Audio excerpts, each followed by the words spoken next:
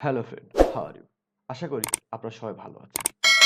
আমি আজকে আপনাদের দেখাবো কিভাবে এমএস ওয়ার্ডে লোগো তৈরি করতে হয়। আপনারা দেখতে পাচ্ছেন এমএস ওয়ার্ডে ফাইলে আমি একটি লোগো তৈরি করেছি। এই লোগো তৈরি করতে আপনাদের হয়তো ফটোশপ অথবা অ্যাডোবে ইলাস্ট্রেটর ব্যবহার করে লোগো তৈরি করে থাকে।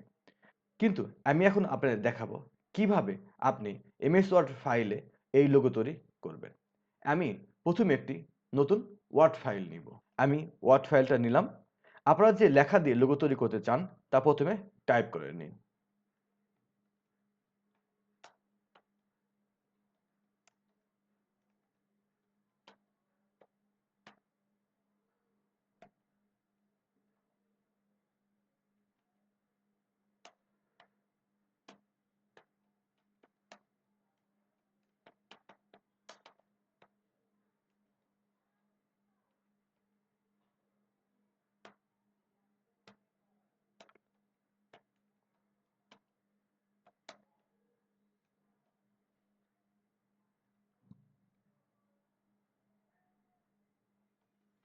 আপনার লেখাটি শেষ হয়ে থাকলে এই লেখাটিকে আপনি কন্ট্রোল এ দিয়ে সিলেক্ট করবেন।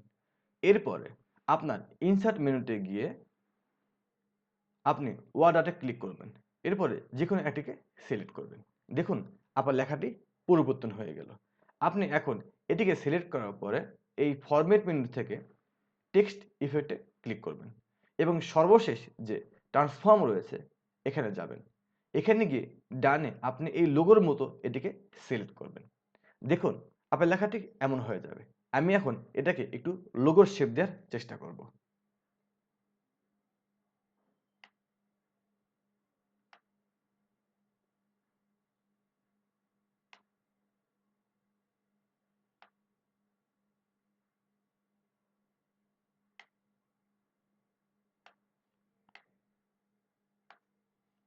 দেখুন আমি এই লেখাটিকে একটি লোগোর শেপে নিয়ে আসছি। আমি এখন এই লেখাটির কালার পরিবর্তন করব। প্রথমে আমি শেপ আউটলাইন দিয়ে নেব। আমি শেপ আউটলাইনটি ব্ল্যাক দিচ্ছি। এরপরে আমি প্রথমে টেক্সট যে ফিল্ডটা আছে সেটাকেও ব্ল্যাক করছি। আমি টেক্সট আউটলাইন যেটা রয়েছে আমি এটাকে রেড দিচ্ছি। দেখুন আমার লেখাটি পরিবর্তন হয়ে গেল। এরপরে এর ভিতরে এই লোগো ডিজাইন করার জন্য আমি আমি ইনসার্ট মেনুতে ক্লিক করব। এরপরে শেপে যাব। এরপরে আমি এই শেপটা নিব। এই শেপটা নিয়ে আমি এখানে বসিয়ে দিব। আপনার সাইজ মতো বসিয়ে দিবেন। আপনার যতটুকু প্রয়োজন ততটুকু নেবেন। এই শেপটাকে আপনার সাইজ মতো বসিয়ে নেবেন এবং যতটুকু প্রয়োজন ততটুকু নেবেন। আমি এই শেপটাকে বসালাম এবং এই শেপটার আমি কালার পরিবর্তন করে দেব। এটিকে আমি গ্রিন দেব। এরপরে আমি আবার ইনসার্টে ক্লিক করব। এরপরে শেপে যাব এবং আমি এই প্লাস চিহ্নটি নিব। নিয়ে আমি প্লাস চিহ্নটি এখানে বসিয়ে দিব এবং এটিকে সাইজ মতো বসাবো। তারপরে এটিকে সিলেক্ট করে আমি এই শেপ কালারটা পরিবর্তন করে দেবো। আমি এই শেপ কালারটা রেড দিয়ে দেবো। দেখুন আমার তৈরি হয়ে গেল এই লোগো। এখন এই লোগোটাকে আমি ঠিক রাখার জন্য আমি এটাকে গ্রুপিং করব। প্রথমে এখানে ক্লিক করব, তারপরে এখানে ক্লিক করব, তারপরে আমি এখানে ক্লিক করব। এরপরে রাইট বাটনে ক্লিক করে গ্রুপে যাব। তারপরে গ্রুপে ক্লিক করব। দেখুন এটা গ্রুপ হয়ে গেছে।